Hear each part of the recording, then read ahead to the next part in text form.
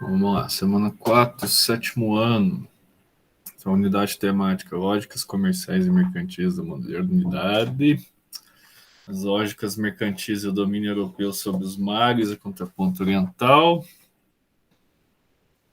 E a habilidade de descrever as dinâmicas comerciais das sociedades americanas, africanas e analisar suas interpretações com outras sociedades do Ocidente e Oriente, conhecendo o papel da América e da África no comércio atlântico, relatando as interações desse comércio e outras sociedades. Conteúdo relacionado ao tráfico negreiro, a parte de dominação e resistência, características do escravismo antigo e servidão medieval. Então, vamos lá. Africanos na América Portuguesa. Então a gente vai falar um pouco sobre a questão da escravidão, né? Como que funcionava o tráfico de escravos, né? Depois eu vou colocar alguns mapinhas para vocês entenderem melhor. Caro estudante, essa semana você irá aprender sobre a vida dos africanos que foram trazidos como escravizados para a América Portuguesa. Na aula de hoje, né, você deverá ser capaz de compreender como os africanos vieram e como eles eram tratados. Então, uma apresentação. Durante o período colonial, que chamamos também de América Portuguesa, a principal relação de trabalho existente foi a escravo. Inicialmente, os portugueses escravizavam os indígenas, então primeiro eles escravizavam os indígenas, mas com a proibição por parte dos padres jesuítas, passaram a buscar mão de obra escravizada na África, que gerou um comércio lucrativo para os comerciantes, mas gerou inúmeros problemas sociais, principalmente os ligados ao preconceito racial. Os africanos chegaram à América Portuguesa como escravizados através do tráfico negreiro. O comércio de pessoas era bastante lucrativo, pois daqui saíam os navios com produtos como aguardente, que é a cachaça, o fumo, entre outros produtos baratos. Na África, os portugueses montaram um porto onde trocavam esses produtos por escravizados. Então, mais alguém. Daí, o que ele fazia? Eles trocavam então o tabaco, a cachaça e tudo mais por pessoas, né, para serem escravizados. Na África, os portugueses montaram portos onde trocavam esses produtos por escravizados, que haviam sido capturados por outros povos africanos. Antes de entrar nos navios, homens e mulheres eram obrigados a dar a volta na árvore do esquecimento. Então, isso aqui é meio que se dar a volta na árvore do esquecimento era que eles perdiam o nome, eles perdiam a cultura deles. Então, eles eram retirados de lá e levados para o Brasil. Essa questão de perda de cultura que eu estou falando é porque os portugueses proibiam eles de manifestações culturais aqui. Só que eles davam um jeito de ainda celebrar as divindades que eles tinham na África, as danças, os ritmos, né, que deram origem, por exemplo, ao samba. Então eles davam alguns jeitos ali para tentar resistir a essa parte de escravidão aqui no Brasil, né? Os navios negreiros, os africanos eram amontoados nos porões em condições precárias. A alimentação era ruim, os castigos físicos eram constantes e não havia nenhuma higiene. Durante várias semanas eles ficavam presos e maltratados. Muitos africanos morriam morriam devido a uma tristeza profunda chamada banzo, que deixava a pessoa sem reação e sem se alimentar. Então é como se fosse um processo depressivo, né? Vou colocar para vocês aqui, ó, como era um navio. Navios negreiros. Eles eram chamados de tumbeiros também, tá? Então era comum, por exemplo, às vezes os portugueses até lançarem ao mar, né? Alguns escravos que estavam se revoltosos ali nos porões, né?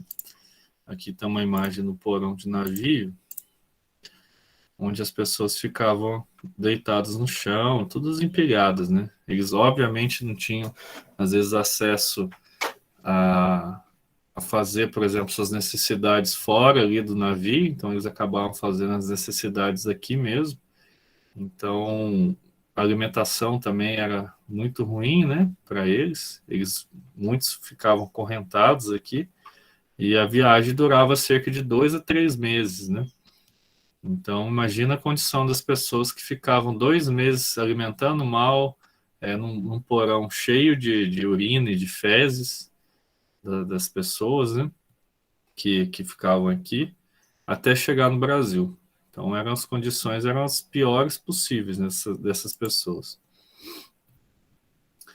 Chegando nos portos da Meca Portuguesa, eles eram colocados em galpões durante alguns dias para se recuperar um pouco e depois eram preparados para serem vendidos, sendo besuntados de óleo para que a pele ficasse brilhante. Os compradores os tratavam como animais, olhando seu porte físico, seus dentes para ver se não havia nenhum problema, e compravam aqueles que eram melhores para o trabalho desejado. Então, esses mercados, quer ver? Por exemplo, o mercado modelo lá de Salvador era um desses lugares onde passaram o maior número de escravizados. Né? Esse mercado aqui, ó. Que aí fica bem no porto, tá vendo? Esse mercado modelo aqui era onde os escravizados chegavam. Ó. Eles ficavam aqui nos porões e as pessoas compravam as pessoas ali. Então, no Rio de Janeiro também tem. Quer ver? Porto de Escravos, Rio de Janeiro. Eles até descobriram recentemente onde era, ó, através de algumas escavações. Ó. A Concais do Valongo, no Rio de Janeiro, ganha o 21º Patrimônio Histórico. Esse Cais do Valongo também. Esse lugar aqui, ó. Era onde as pessoas, os escravos chegavam, né? Aqui com certeza tinha uma casa bem grande, né? Onde os escravos ficavam aqui para serem vendidos depois, né? Eu vou falar um pouquinho das rotas, quer ver? Rotas.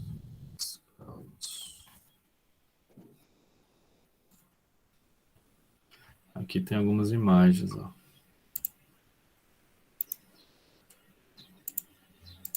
Então, o que acontece, ó? Tem algumas regiões aqui, ó. Cabo Verde está errado aqui. Cabo Verde são um conjunto de ilhas, tá? Então, a maior parte dos escravizados chegou aqui de Luanda, Benguela, Moçambique, né? Que é Mombaça. Aqui essa parte de Moçambique. Também aqui dessa parte de São Jorge, de Cabo Verde, e vieram para o Brasil. Como que funcionava a captura dos escravos, né? Aqui nessas regiões que os portugueses fizeram os portos, haviam civilizações, certo? Tipo cidades mesmo. E essas cidades eram governadas por reis ou por um líder lá da comunidade do africano.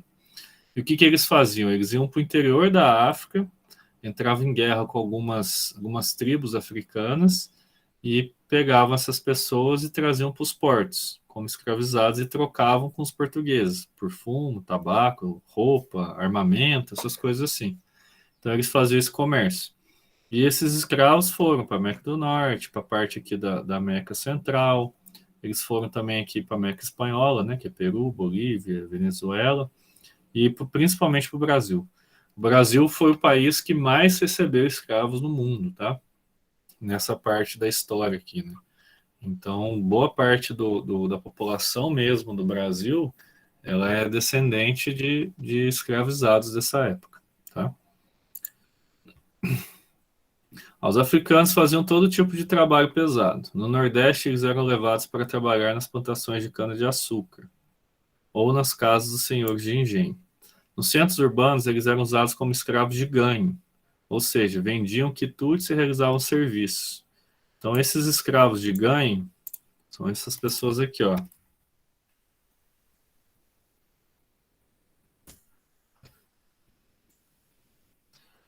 São escravos, ó, que ficavam nas ruas vendendo algumas coisas para dar o dinheiro para o senhor deles, né? Então, vários escravos vendiam doces, vendiam pães, trabalhavam, por exemplo, de barbeiro, essas coisas assim, e boa parte desse dinheiro era dado para os senhores, né, para os donos deles. Então, vários escravos aqui são retratados por pinturas, ó. Tem várias imagens, ó, retratando os escravizados aqui, ó. A gente chama de escravos de ganho. Então, eles saíam vendendo alho, vendendo animais, vendendo, tipo, objetos, às vezes, sapato, roupa, essas coisas É assim. tipo uma feirinha? Como se fosse. Só que eles faziam isso na rua, né? Eles faziam isso na rua. Então eles pegavam e saíam na rua vendendo. Tinha também feiras, né? Obviamente os escravos trabalhavam em feiras também. Aqui, ó. Eles juntavam ali numa praça, alguma coisa assim, ó. Tipo essa aqui, ó. Essa imagem aqui dá pra ver bem, ó. Olha lá, eles juntavam na praça e iam vendendo coisas pro pessoal que tava na praça, né? Então eles faziam o serviço de barbeiro, de engraxate, de quitutes, né? Que seriam os docinhos, o pão, essas coisas, para gerar renda para os donos deles, né? Então eram chamados de escravos de ganho, porque eles ganhavam o dinheiro e davam para os senhores deles. Então, escravos de ganho, ou seja, vendiam quitutes e realizavam serviços como de barbeiro e até mesmo de dentista. Parte do dinheiro conseguido pelo serviço ficava com eles e a grande maioria ficava com os senhores. Em Minas Gerais havia também escravizados que trabalhavam nas minas de ouro. Eles tinham como expectativa de vida pequena, pois era um trabalho muito exaustivo e era comum que o trabalhador tivesse problemas respiratórios. Então, o que acontece? Nas minas de ouro, nessa região que vocês moram aí, era comum. Então, eles muitas vezes tinham que entrar em lugar apertado, respiravam muito pó, né, do minério e tal, que eles tiravam ali. Então, era comum essas pessoas inalarem muito esse pó, né, e ficarem doentes. Então, a expectativa de vida de um escravo que trabalhava na mina de ouro não chegava nem a 15 anos. Então, se você começasse a trabalhar, vamos supor, com 15 anos numa mina de ouro, com 30 anos, provavelmente você já teria morrido. Então, era um trabalho assim, bem exaustivo, né, e bem perigoso. Para fugir da escravidão, alguns africanos se refugiavam em quilombos. Então, o que é um quilombo? Vou mostrar para vocês aqui, ó. Quilombos. Quilombos, até hoje existem quilombos, tá? Que são reconhecidos aí pelo governo, que são lugares assim de preservação, né, da localidade. Mas o que seria um quilombo? Eles abriam uma clareira, né, na floresta. Nossa, a imagem está pequenininha. Deixa eu ver se eu pego uma imagem maior.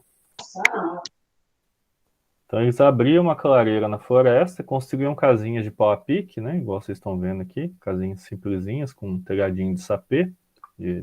Sapê é aquela plantinha como se fosse um mato, ou senão de folha de palmeira, essas coisas assim. Eles usavam para fazer o telhado. Então eles faziam o telhado e tudo mais e viviam entre eles ali nessas comunidades que eles criavam. Esses quilombos eram comunidades que na época eram ilegais, tá? Então era comum, por exemplo, chegar lá o- alguns capangas ali do senhor e pegar essas pessoas e escravizar novamente. O quilombo que é mais famoso, digamos assim, né, na história é o quilombo dos Palmares. Então, é um quilombo que foi feito no Nordeste, né? E as pessoas que ficavam lá, ficavam na região Nordeste, e, e ele era gigantesco, o quilombo. Se eu não estou enganado, morava, sei lá, mais de 20 mil pessoas nesse quilombo. Deixa eu só confirmar esse dado para vocês. Quantas pessoas viviam no quilombo dos Palmares? Tem alguns relatos. 20 mil pessoas, ó. Aqui, ó. Com aproximadamente 20 mil negros fugidos na época do Brasil colônia. Então, eram quilombos gigantes, né? Com 20 mil pessoas, era praticamente uma cidade. Para vocês terem uma ideia, minha cidade tem 20 mil pessoas.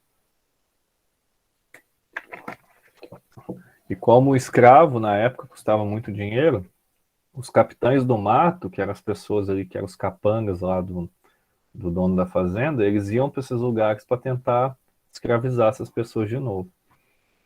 Porque eles eram fugidos, né? Os não escravizados sabiam da existência desses territórios, mas os quilombos começaram a ser destruídos através do sertanismo de contrato, quando os bandeirantes passavam a caçar escravizados que haviam fugido.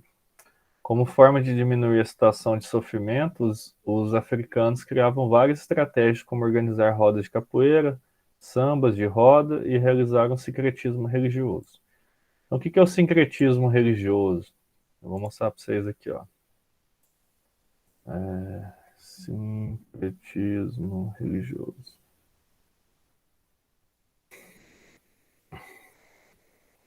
Deixa eu ver aqui se tem alguns santos. Não. Vou colocar.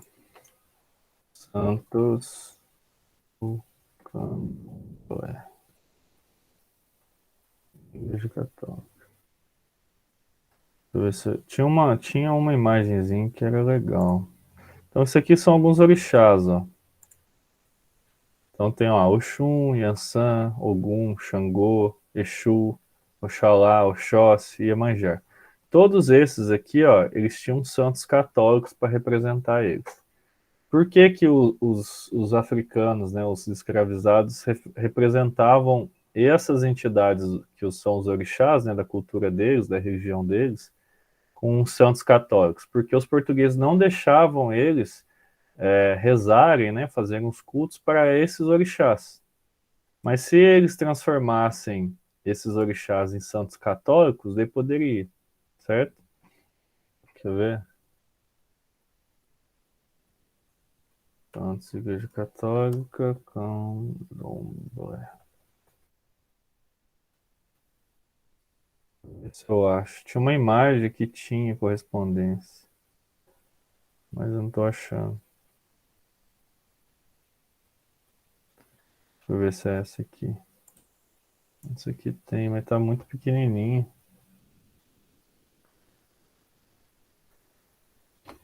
Ah lá, tem alguns aqui, ó. Por exemplo, Ogum é São Jorge, Yansan é Santa Bárbara, Oxóssi, São Sebastião. Daí tem o Exu, Santo Antônio. Isso aqui eu não estou conseguindo ler. São Lázaro, né? Xangô é São Jerônimo. Então eles transformavam, e o Jesus Cristo era Oxalá. Então o que acontece? Eles transformavam os orixás com algumas características ali dos santos católicos, né? Por exemplo, Iemanjá é o orixá das águas, né? Do mar e tudo mais. Então, eles transformaram Iemanjá em Nossa Senhora dos Navegantes. Ogum é o orixá guerreiro. Então, eles transformaram Ogum em São Jorge. Oxóssi é é o orixá da caça, né? Então, eles transformaram ele em São Sebastião. Certo? Então eles fizeram isso para ainda continuar a devoção deles, pelos orixás deles. Porque os portugueses não deixavam eles cultuar os orixás, mas os santos católicos poderiam. Entenderam? Então isso a gente chama de sincretismo religioso. Está escrito aqui, ó. Eles colocavam em segredo, né? Os orixás ali dentro do catolicismo, né? Além das fugas, uma outra forma de deixar a condição de escravizado era conseguir a carta de alforria. Esse documento podia ser adquirido pelo escravizado através da compra ou doação do seu senhor. Os escravizados urbanos tinham melhores condições de conseguir a compra da carta, porque eles ganhavam dinheiro, né? Eles trabalhavam e ganhavam dinheiro. Já os que poderiam ficar com uma parte do valor que recebiam por dia vendendo os produtos ou oferecendo serviço. Então eles iam trabalhar com essa esperança de conseguir comprar alforria, né? Já aqueles que trabalhavam nas minas conseguiam esconder parte do ouro encontrado e conquistar também a sua carta.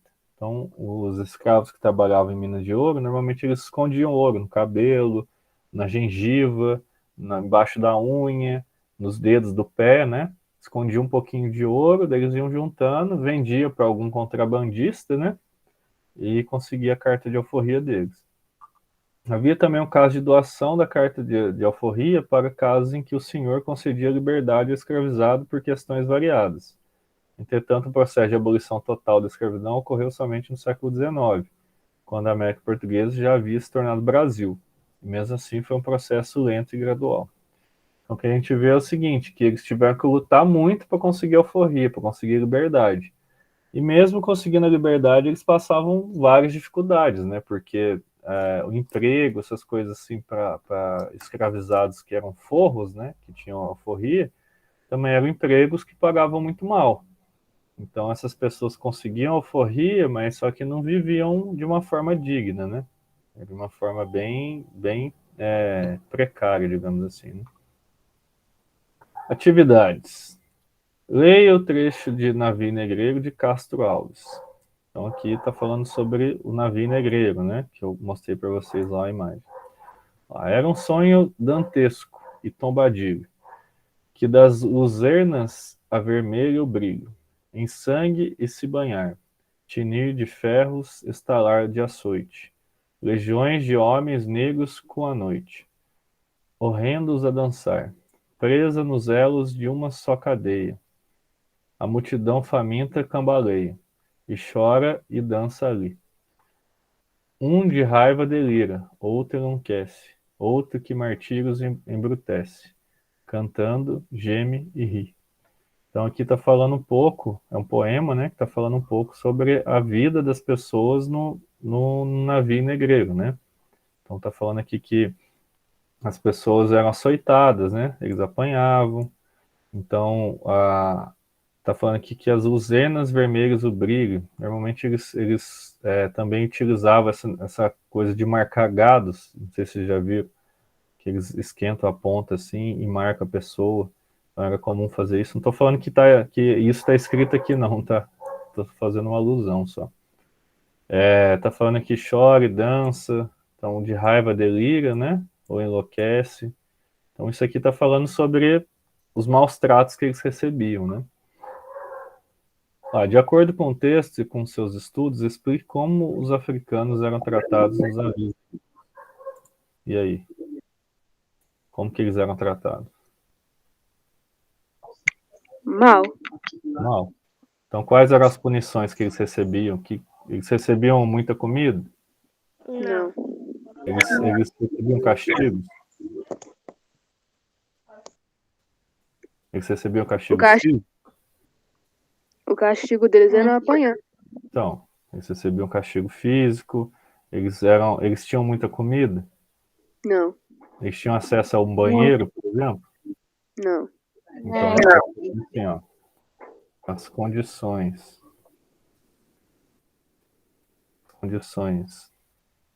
que os negros passavam os navios eram as piores possíveis. A 2 pontos. Falta de comida, de água, castigos físicos. Castigos físicos, gente, não sei se vocês já estão habituados com essa palavra, né? Vocês já acham comum. Quando você recebe um castigo, normalmente você fala assim: minha mãe me deixou de castigo. Essa palavra castigar significa você deixar numa situação assim de dor, entendeu? É um castigo. Tanto é que se você colocar assim, ó, castigo, normalmente você vai ver essas imagens aqui, né? Do pai batendo no filho. Mas se você colocar castigo físico, aí já muda de história, tá vendo? Daí já é mais a questão de bater, ó. Mas isso aqui é criança, né?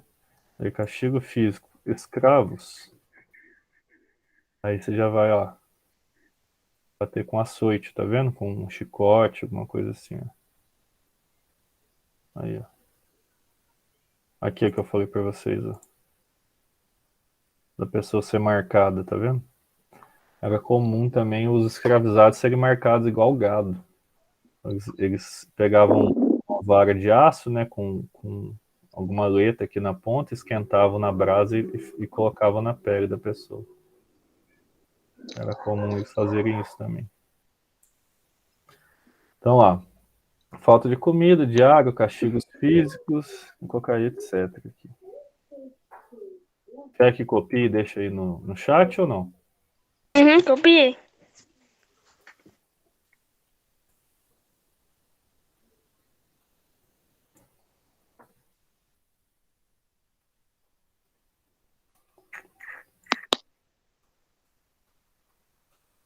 Número 1.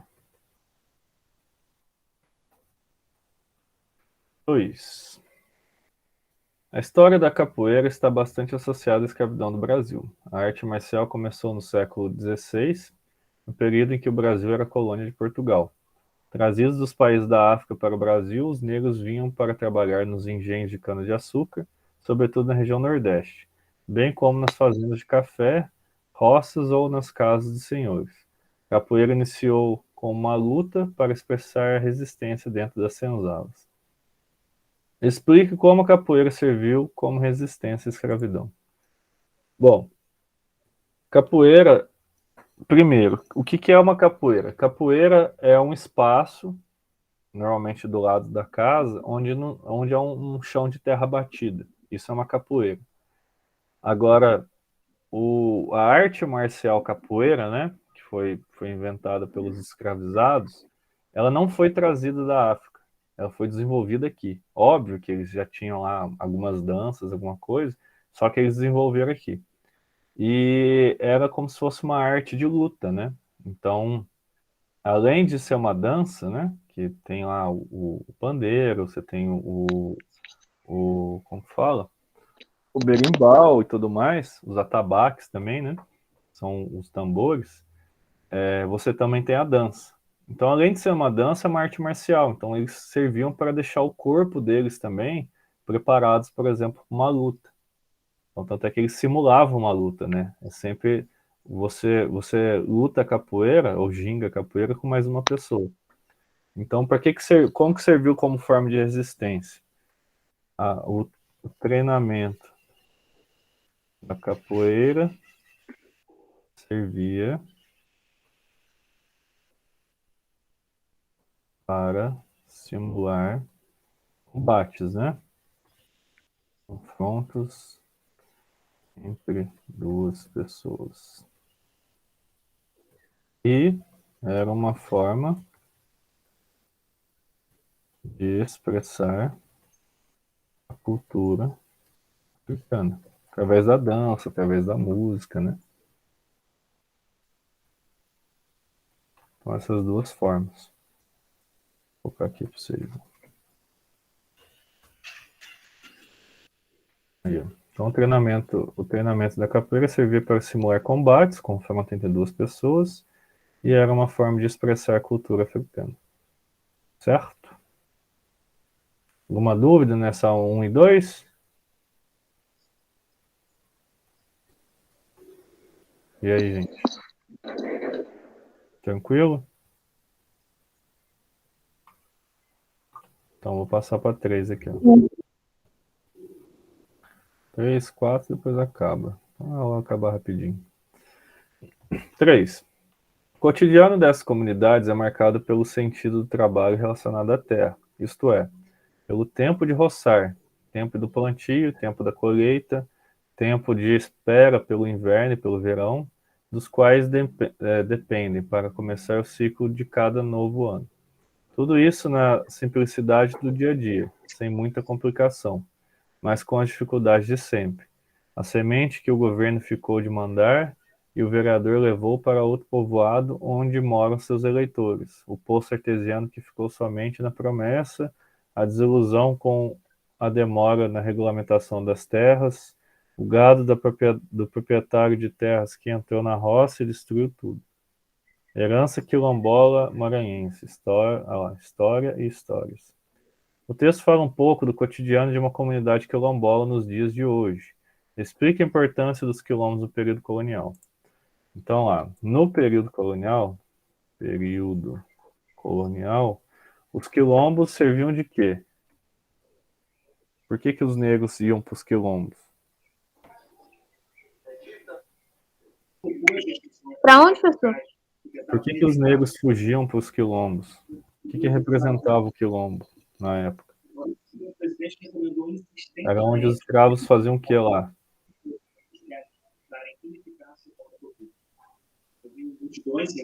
Coisas. Não, tá, eles faziam coisas. Mas por que eles iam para os quilombos? Eles estavam o quê? Eles estavam fugindo, certo? Eles fugiam da condição de escravo e iam para o quilombo. É a mesma coisa, sei lá. Ah, meus pais me batem, que sei lá o quê, eu fugi de casa. Por que você fugiu de casa? Porque seus pais estão te maltratando, não é isso? Da mesma forma, os negros saíam das fazendas onde eles moravam porque eles não aguentavam mais aquela condição. Então, no período colonial, os quilombos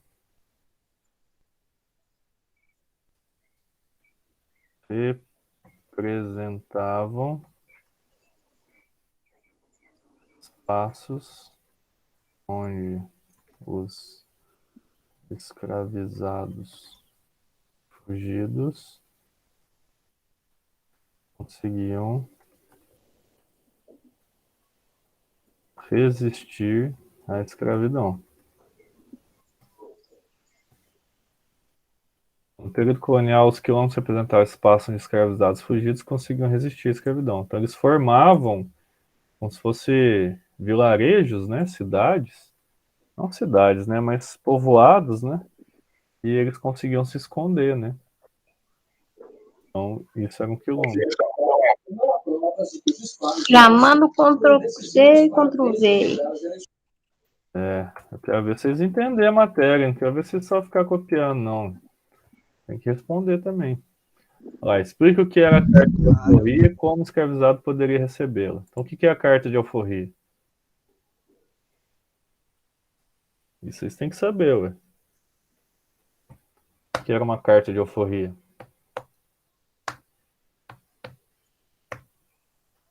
Ah, mas se eu perguntar na prova o que é a carta de alforria, vocês não vão saber responder? Não é possível. E aí?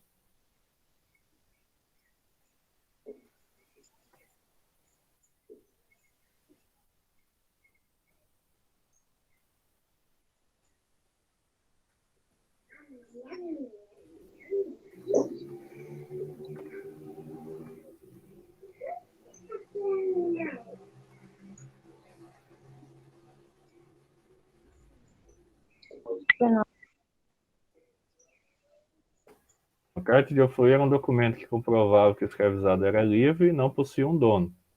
Quais eram as formas de obtê-lo?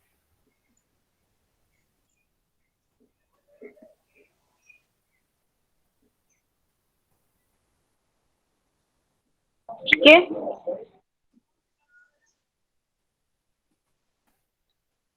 Comprando,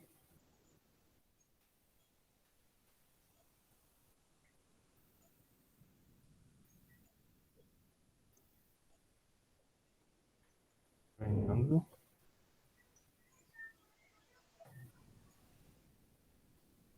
comprando, seu senhor ganhando, ou vou ver qual que eram as formas, né? Já comprando, ganhando, tinha mais alguma.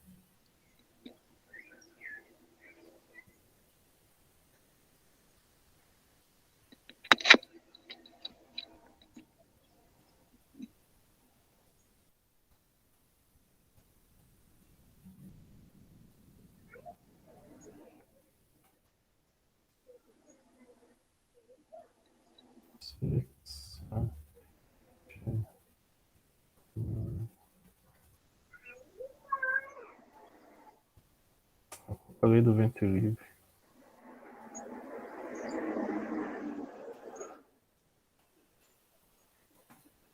O que que ó? Carta de alforria era um documento que comprovava que o escravizado era livre e não possuía um dono. Os escravos poderiam obtê-lo de algumas formas, comprando do seu senhor, ganhando ou se enquadrando em leis abolicionistas, como a lei do ventre livre. Então, todos os escravos que nasceram depois da lei, eles eram livres, né? Se resultasse também na Guerra do Paraguai, eles conseguiriam.